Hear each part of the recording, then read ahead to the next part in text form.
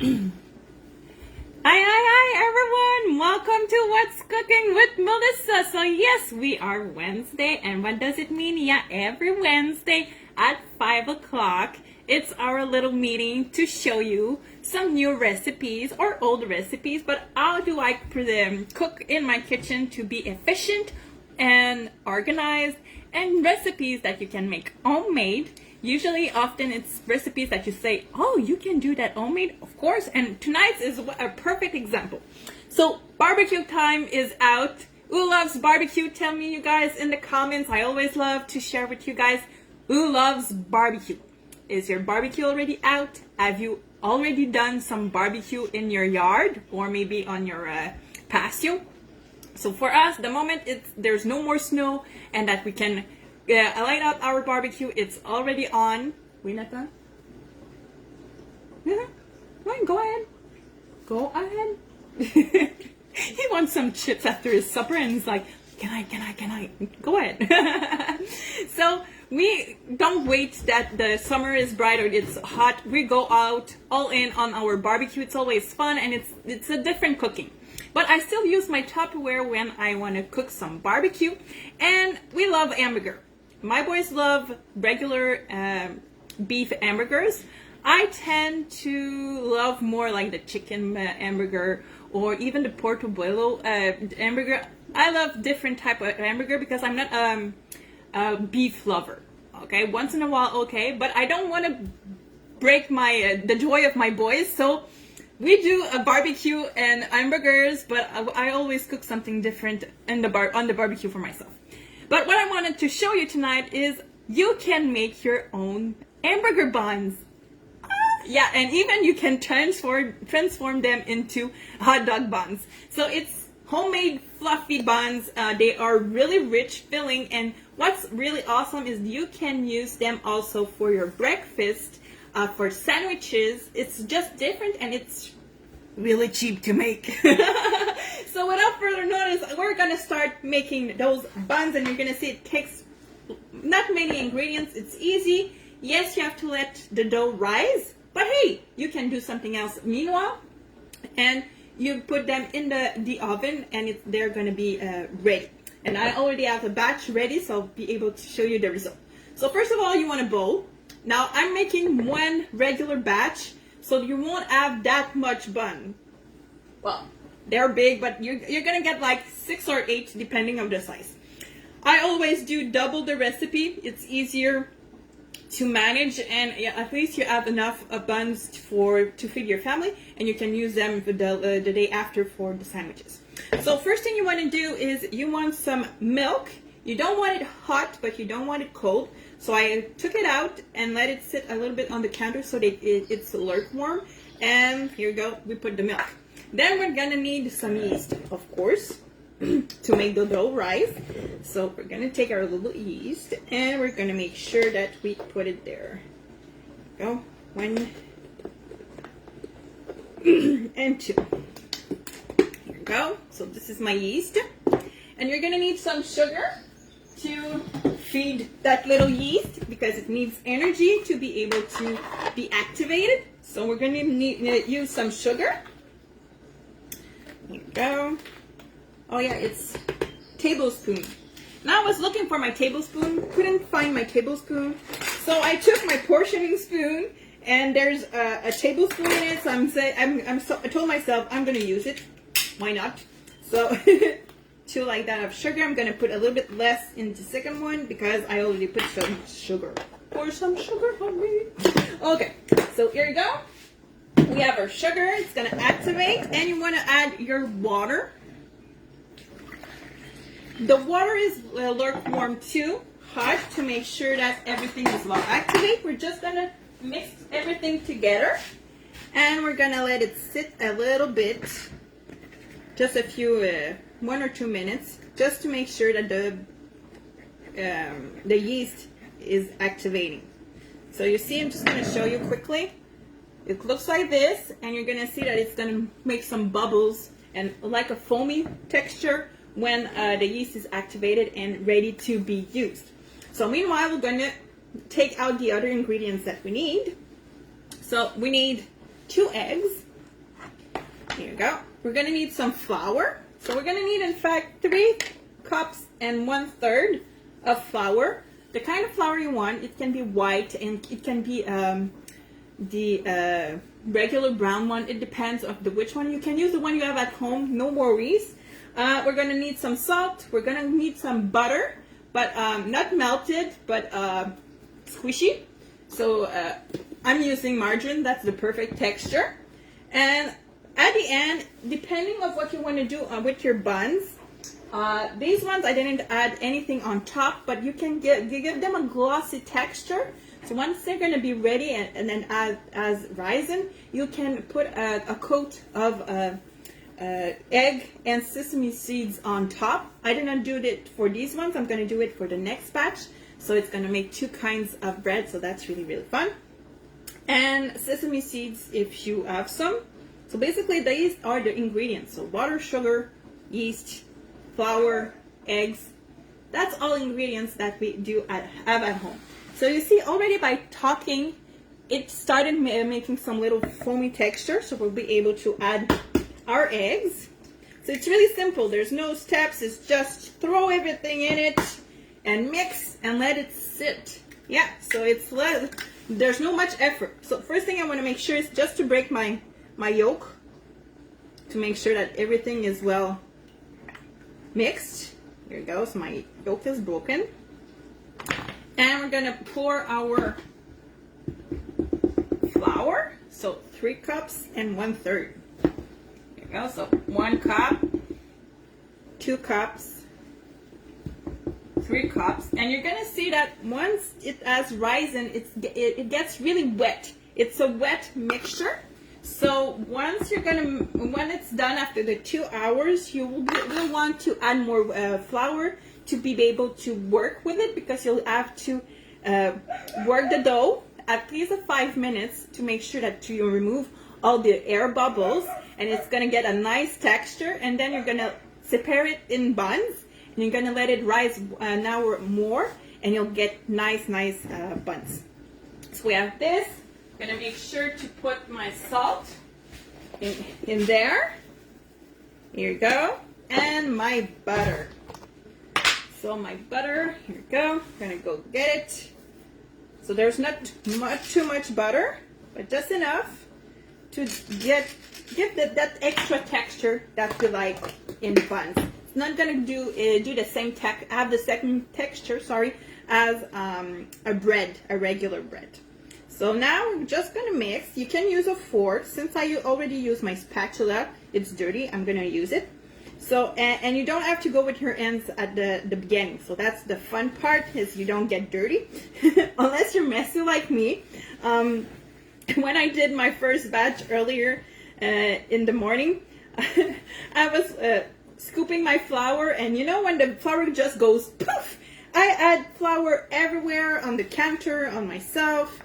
Oh my God, you know, I'm always messy in the kitchen. Well, that was one messy morning. So just gonna mix and see how it's already getting into a dough. It's really, really easy. So just mix it up. Make sure that you don't have like pieces of margarine or butter just sitting there, or a piece of egg. But you see, it's quite well mixed. And I'm just going to let it sit there. Make sure that I remove all the dough of my spatula. And what I'm going to do, sit. I'm going to put my cover, make sure that I don't have any flies or things like that. And I'm going to let it on the counter just like that. Maybe your lid is going to do poop. That's fine, don't worry. You might jump though if you're not expecting it, but leave it there, and 2 hours later you'll be able to take it out. And when I work with my dough, what I really, really, really love to do is work with my silicone sheet. So basically what I'm going to do is just take my bowl, and you'll see that it's going to get, the dough has risen a lot, and it's going to be wet. So I'm going to take some flour. I'm going to spread it on my silicone sheet, but just a little bit. Now it's gonna stick, but it's removable really easily. But since I want to manipulate my dough, and give it a nice texture, I need to put the extra flour. So it's not because I don't want it to stick, but really just to give the texture. I'm gonna work it and then make small buns. And I'm using my Ultra Pro covers. Why? Because I believe it's the perfect size for that. So you see the buns are quite big. So you need to make big hamburger patties. But you can just work with the size and just make smaller patties. I love it this way because I can make a nice sandwich with it, even in the morning with an egg, bacon, and cheese. Oh, that's good. So you see, these are the nice buns that it makes. These ones, like I say, they are not egg washed with sesame seed. Sesame seed. Yip boy, not sesame seeds. And these are the ones I made for hamburger hot dogs. So okay, this one is quite big. I didn't think it will get big like that in the oven, but see, they are still all attached, but you can separate them really easy. And see how nice it is. It smells really, really good. It's like you're going into a bakery and it smells fresh bread. We all love that. So see, that's the nice texture. So I can just slice it, put my my sausage in it. And these ones I recommend you for not the small ones, the really big ones, the barbecue ones, or even the Italian one or things like that, to have a nice big hot dog. Here you go. So freshly done. And you put it 20 to 25 minutes in the oven. I love to use my container to keep them, to make sure that they stay fresh until I bake my I cook my meat. So you see, they enter quite easily. It's easy to sit. So I love to have more. One for my meat and one for my buns. That's a perfect mix like that. And then what I wanted to show you is when you're preparing for the barbecue, you have tools that can help you out when you want to serve your dishes. So first thing I really, really love is the Piccadilly. So tell me in the comments if you have the Piccadilly and what do you use it for. Here we use it for many things. This one is the 1 liter, currently available in the brochure that ends tonight. But I just really love the principle. The principle is you don't get your fingers wet, because often you're going to go get that little olive or that pickle and you get your finger wet, or you take your fork and you're trying to reach and it doesn't work. Now you're just taking this, pulling it up, and you have access to the ingredients without getting wet. So these are hot peppers that we really love to have in our hamburgers. Well, I do. My husband don't. My kid do. So I love spicy food. But for the hamburger, I just love that plate. Why? Because you can prepare everything you need to build your own hamburger. Because we all know that we have different condiments for the hamburger. Some people want lettuce, some don't, some cheese, some don't, some onions, some don't. So you can just place it in the middle of the table and everyone can serve themselves. So, flesh your tomato. That's one of my musts. I need to have a tomato in my hamburger. Are you like me? Tell me in the comments if you're like me and you need a tomato. And what I love about the tomato is I have a special knife, especially made for my tomato. It's this one. See, the little wavy one? It's perfect to cut my tomato, because often we're gonna have a hard time with the even blade, but this one is gonna cut into my tomato like it's nothing, like it's butter. So you see, here you go. It's really easy. So I'm gonna slice simply my tomato as so, and you see it's really easy. Make sure with your finger that they are not in the way. And here you go. And for the last one, I love to just go on the side like so. Here you go. And make sure that I don't get the little green piece. Here you go. So we have our tomatoes ready to be put in one compartment. Great. Then what another must have in my hamburger, and I don't know if you're like me, it's lettuce. So I have my lettuce here that I bought, a big piece, well, a big package, and I'm just gonna simply cut some leaves here. I'm gonna wash them, make sure that they are clean. But just to show you the principle, just gonna show you them. So here you go. So I have my lettuce there, like so, ready to be just picked out by somebody to put in their hamburger. And can you believe these lettuce they've been there since I came back from Cancun. So I came back the 11th at night. I made my grocery at the 12th. So it's been there inside since the 12th. And see how nicely they are? That's the magic of Richmond. And, oh, wait a minute. What? Oh, yeah. Okay. So I've got some information for you guys. Apparently, keep your eyes open. Because if you want this size, it's coming soon. Yeah, so stay tuned. If you want to have one, keep an eye open. You'll be able to get one for yourself. Then, another thing that we must put in our hamburger, well, speaking for myself, of course, is cheese. So I have a big brick here. Just gonna flip it because I don't want to put tomato juice on my cheese. We're gonna just cut some slices of cheese. So now, it's not the best knife for it. I do have another knife, but it's not available, so I don't want to tease you with it, but it goes really well. It's a cheese knife, but it's just because the cheese is, it's not something easy to cut. Well, I don't have a facility to cut my cheese. Okay, I know you're curious. You want to know which knife I'm using for my cheese? Okay, I'm gonna show you. Where it is? Is it in that? No. Where it is? Where is it? I was pretty sure we did clean it. Maybe not. Okay, so I can only tease you that it's a knife with an opening in the middle. That's really perfect too. When you slice it, there's air in. Yes, I'm gonna start you back. Sorry. Here you go. My dishwasher is yelling at me. Start me over.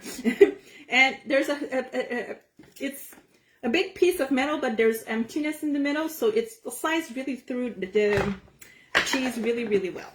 Then, okay, so we have our lettuce, we have our tomatoes, we have our cheese, we have our hot pepper that I could just take some out and put in it if I wanted. Yes, people, we need onions. So, yeah. So what I could have done is taken out my mandolin to be sure to slice it nicely. But I only need my tomato and my onion, so I don't want to get it dirty for nothing. If I was doing a big batch, I would have taken out my mandolin. Or if I was cooking something else too. So, oh, for example. Okay, so you're having people at home for a barbecue. What do you serve with your hamburgers or your hot dogs? Like a side dish that it's really often used, really easy to make, so good. It's fresh like the summer. Okay, macaroni salad. Yes. Okay, I heard it. The potato salad. Yay! So if I was doing a potato salad, I could take out my mandolin, cut my tomato, cut my onion, and then cut my potatoes to make a nice potato salad. And what's great about the potato salad is you can do it in like 15 minutes. Also, well, you cut your potatoes, you put it in the multi-cooker, and here you go. You are ready to rock. 15 minutes later, your potato are cooked, and you just have to add, well, you have to wait that the potatoes are cold, but you can add all the mayonnaise and the veggies that you put in it. If you put some veggies, here you go. So see, we have our center ready. And if you want to add like your relish or your homemade mayonnaise, your spicy mayonnaise, that's a great idea. Mel said you're a genius. So you could make your spicy mayonnaise in the middle.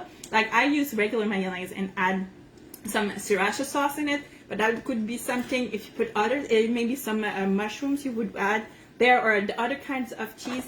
But here you go, you have your center plate ready for people to just pick it out.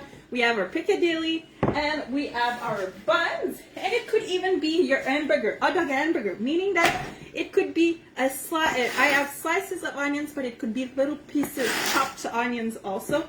We have our buns, and it would bring the plate of our sausages and our hamburger patties ready to rock. So that way you are ready to receive people for the barbecue on the patio or inside if it's raining, and have fun with all your Tupperware. So here you go, you guys. It's really easy to make your own buns, and like I was saying, you shape it the way you want, bigger, smaller, hot dog shape or not. You can use it for the breakfast, and here you go. You can make some. Hi Carrie, how are you? So happy to have you with me. So hope you enjoyed. Of course, I'm gonna put the recipe on my VIP group. So there's gonna be the recipe in French on my French group, Spéciaux de Madame Melissa, Spéciaux Melissa Leclerc, Madame Tupperware, and in English, Topside Your Life. So feel free to join both, one or both of them, to add the recipe, so you can make it up yourself at home and have fun. You see, it's a really small recipe, easy to do, easy to make, and cheap. Who loves to make cheap? No, it's not cheap food. It's food that doesn't cost a lot, but it's so good and made with love that you feel like you're in a luxurious restaurant. So thank you so much, you guys, for being with me. We're going to see each other on our next Zoom Live. And if you're curious, tonight there's a guest event in English. We have the beautiful Pauline Bagnoli that's receiving you with her team, showing you how she went to a consultant to director. So you'll have a kitchen tour of one of her team. You'll have a recipe also, and we're going to show you the opportunity. So if you want to listen, stay tuned at 8 o'clock. And in French, we have the mega party on the barbecue. I'll be showing you this in French, but I have my friends also that will show you some recipes for the patties. So which kind of patty you want to make. So French or English, there's something going on Bureau Tupperware de Diamant at 8 o'clock. So have a nice evening, you guys. Love you, and see you next week.